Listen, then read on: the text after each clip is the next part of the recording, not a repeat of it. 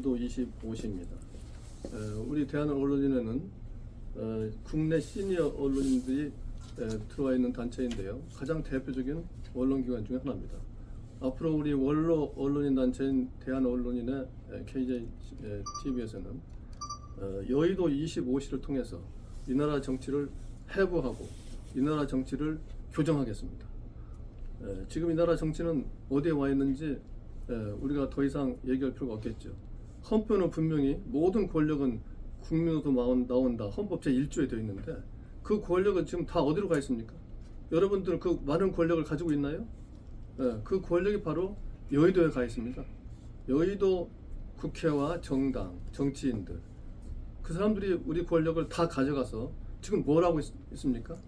진짜 우리의 이 아픈 데를 그 사람들이 해결해주고 있나요? 그 사람들은 지금 어디에 정신을 쏟고 있습니까? 그들이 쏟고 있는 건 국민이나 민생이 아니잖아요. 오직 권력일 뿐입니다. 왜냐하면 권력에는 워낙 먹을 것이 많기 때문에 그 먹을 것을 쫓아서 이 사람들은 서로 멱살잡이도 하고 서로 죽이기를 하고 있는 것입니다. 그럼 앞으로 우리 국민은 어떻게 됩니까? 그래서 우리 KJTV는 앞으로 보통의 방송과는 다른 방송, 다른 차원의 방송을 해나갈 것을 약속드리고 우리 이 앞뒤가 꽉 막혀있는 정치, 상수도 하수도가 다 막혀있는 정치를 확 뚫어버리는 데 있어서 우리 KJTV가 주도적인 역할을 하겠습니다. 이참에 겸해서 우리 언론인들이 좀 알아야 될 사항은 언론 자유에 관한 사항인데요. 존 스튜어트 밀이라는 대학자는 해롭다거나 또는 틀리다는 이유로 남의 말을 막아서는 안 된다. 그렇게 남의 말을 막기 시작하면 모든 게 막힌다. 이렇게 얘기를 했고요. 알렉산더 해밀턴, 미국의 건국의 아버지죠. 이 사람은 언론 자유에 대해서 선의를 가지고 진실을 말할 수 있는 권리다. 이렇게 얘기를 했습니다. 우리나라 지금 언론들이 선의를 가지고 진실을 말하고 있습니까 지금?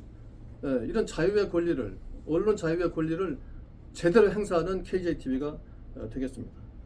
시중에 보니까 플래카드에 더불어민주당이 아니고 더불어 돈봉투 정당이라는 식으로 플래카드가 나돌고 붙여져 있어요.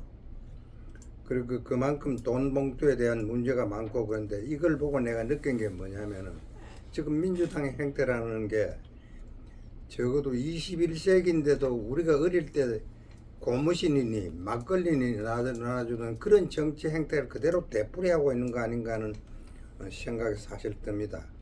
이게 그러고 이 사람들이 돈봉투 나눠준 거를 뭐라고 이야기하냐면 보급투쟁이라 합니다. 지금 배가 고파서 하나도 못 먹고 사는지 보급투쟁을 해야 될 그럴 단계인지 난 의문입니다. 그 사람들은 단 거, 권력 다 갖고 있으면서도 자기들이 할 땐 불리할 때는 보급투쟁이다, 뭐다, 약자인 것 같이 행시하는 그런 정치 행태가 참 개탄스럽습니다. 이 지금 말씀을 잘하셨는데 이 정치에서 그런 돈을 쓰는 문제는 90년대 다 끝났어요. 2000년대부터는 돈을 안 쓰도록 제도가 다 개선이 돼 있어가지고 지금 정당에는 작년 같은 경우에 1,400억이 우리나라 그 정당에 국고에서 보조가 됐습니다. 우리 국민이 세금으로 1,400억씩 작년에 갖다가 쳐박았어요. 그러면 양당이 지금 건 500억씩 나눠 가졌는데 물론 선거가 있는 해라서 좀 더 많이 받았지만 그러나 1년에 한 몇백억씩은 전부 각 정당이 받고 있습니다. 그리고 선거 때도 예를 들면 15% 이상 득표하게 되면은 선거 비용을 다 돌려주게 돼 있어요.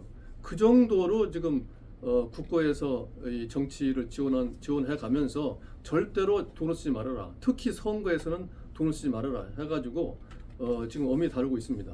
지금 이른바 제1당이라는 정당에서 대표 선거를 하는데 돈 봉투를 이렇게 예를 들면 돌렸다? 이거는 경천 동지연 사건입니다. 이게 옛날에 있었지만 지금은 뭐가 아쉬워서 국회의원들이 돈 봉투를 받고 주고 합니까? 지금 국회의원들 대우가 지금 세계 제3위입니다. 제3위. 세계에서 제일 대우가 좋은 나라가 예를 들면 우리보다 위에는 두 나라밖에 없어요. 제3위에 이런 국회의원으로서의 특등 대우를 받고 있는 처지에서 특히 자기 당 대표 선거에서 돈 봉투 돌린다? 이런 몰상식은 일은 도대체 이건 존재할 수가 없는 거예요. 여기에 대고 지금 뭐 대표가 송영길 대표가 사퇴하겠다 이 정도로 나오는데 이 사퇴가 아니죠. 저희 탈당하겠다가 나오는데 탈당은 물론 해야 되겠죠. 근데 민주당 기준으로 보면은 탈당도 사실은 어림에서는 좀 신선미가 있어요. 왜냐하면 이재명 같은 사람은 이 벌써 탈당해야 되고 벌써 떠났어야 될 사람이지만 지금도 밑에서 안다. 이것이 지금 두 사람의 똑같은 점인데 앞으로 이런 식의 그 비양심이 예를 들면 허용이 되면은 대한민국 정치는 앞으로 희망이 하나도 없는 거예요. 이번에 철저히 규명해가지고 앞으로 이 선거는 물론이고 대한민국 정치 정화의 하나의 그 챕터가 될 수 있도록 이번에 주목을 해야 되겠습니다. 진짜 정치를 하고 국민을 위한 정당이냐 하는 그런 의문을 던집니다. 첫째, 이번 사건에 대한 인식은 큰 돈도 아닌데 왜 소란이냐, 왜 난리냐 이런 반응입니다. 또 국면 전환을 위한 기획 수사를 하기 위해서 그런 거 아니냐.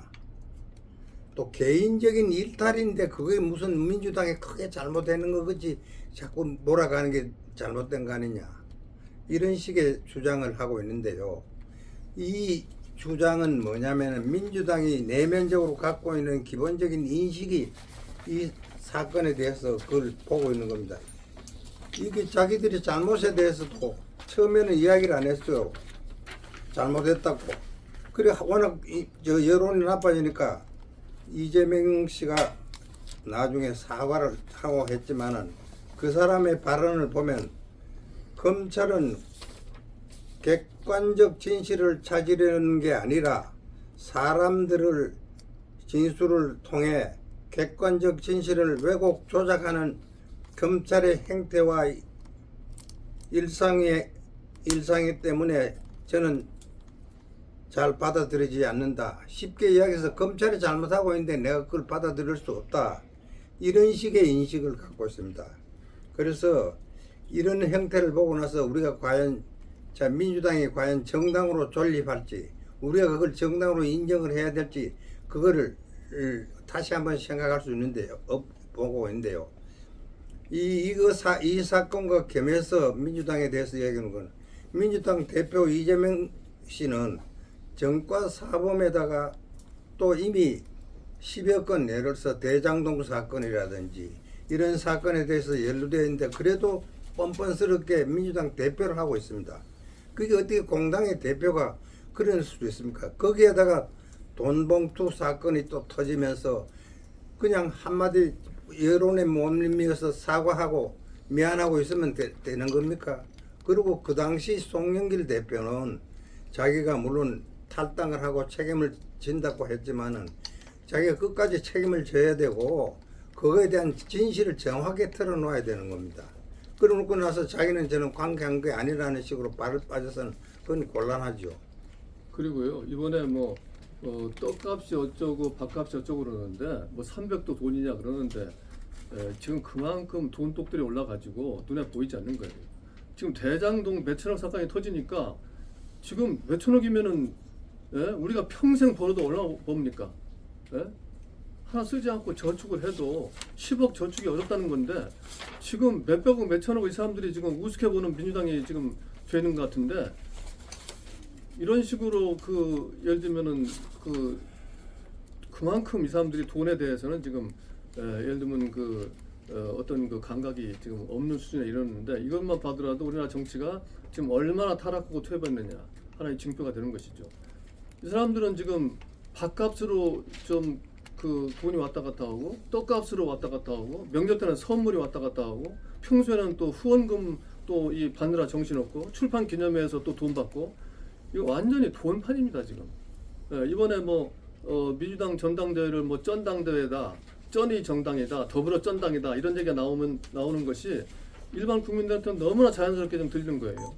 이렇게 돈독이 오른 일본 정치가 과연 언제 있었느냐? 옛날에 예를 들면은 정치 초기에 국가 후원제도도 없고 민주주의 모던 시대에는 이제 어느 파선이 있었지만 지금 민주주의가 어느 정도 지금 어느 단계인데 지금 와서 돈 봉투 가지고 선거를 합니까? 아주 잘못돼도 너무나 잘못돼 가지고 이걸 진짜 고치려면은 우리 국민들이 일제히 봉기를 하든지 여의도를 몰려가든지 해야지 이 따끔한 맛을 보기 전에는 이 버르장머리를 고치기가 좀 어려울 거다 이렇게 보고, 또 이번에 보면 말이죠. 이 사법부도 문제예요. 이번에 강래구란 사람이 거의 주범 중에 하나인데, 예?